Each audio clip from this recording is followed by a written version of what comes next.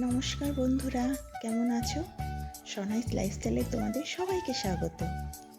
আজকে আমি নিয়ে চলে এসেছি এক নতুন ভিডিও, পিঠা তৈরি। এর আগে আমি অনেকগুলি পিঠা তৈরি করে দেখিয়েছি তোমাদের। আজকে আমি দুধ পুলি বানাবো, সেটারই ভিডিও এটা। তাই দুধটা আগে থেকে একটু ফুটিয়ে নিয়েছিলাম। আর এই যে একটা জায়গায় আমি চাল গুঁড়ো নিয়ে নিয়েছি।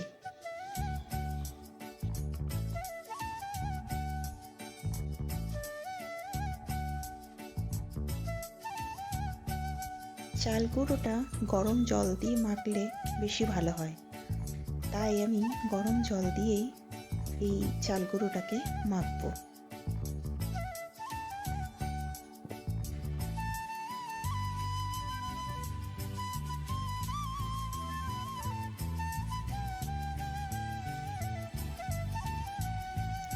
চাল গুঁড়োটা একটু ভালো করেই মাখতে হবে, একটু নরম হলে ভালো হবে এবং নরম নরম পিঠেটাও হবে, সেজন্য একটু ভালো করেই মাখতে হবে।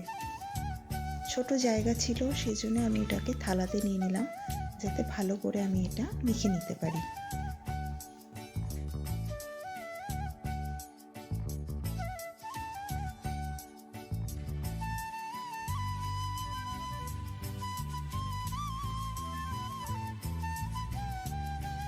মাখা হয়ে গেছে, এবার আমি লই করে নেব। এই যে লই করাও হয়ে গেছে। এবার এই লইয়ের মধ্যে পুর ভরতে হবে।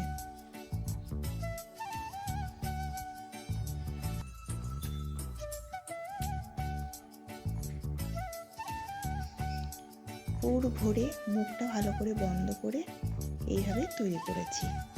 তৈরি করার ভিডিওটা করা হয়নি, কারণ এক হাতে ভিডিও আর এক হাতে তৈরি করা খুবই মুশকিল ব্যাপার, সেজন্যই করতে পারিনি। তারপর ওই যে দুধ ফুটিয়ে রেখেছিলাম, ওর মধ্যে আমি এলাচ দিয়ে দিয়েছি। দুধের মধ্যে আমি একটু খোয়া ক্ষীর দিয়েছিলাম। এটা কিন্তু আমার কেনা নয়, বাড়িতেই বানিয়েছিলাম। দুধ ফুটিয়ে ফুটিয়ে এটাকে বানানো হয়েছিল খোয়া ক্ষীরটা। খোয়া ক্ষীর দিয়ে দিলে একটু স্বাদটা একটু বেশি ভালো হবে, সেজন্যই দেওয়া। তারপর খোয়া ক্ষীর দিয়ে একটু ভালো করে এটা নাড়াতে হবে, কারণ যেহেতু দুধ ফুটছে, নিচের দিকটা ধরে গেলে পুড়ে যাবে, সেজন্যই। যখন অনেকটাই ফুটে যাবে দুধটা, তারপর যে পুর ভরে বানিয়েছিলাম সেইগুলোকে সব এই দুধের মধ্যে দিয়ে দেব।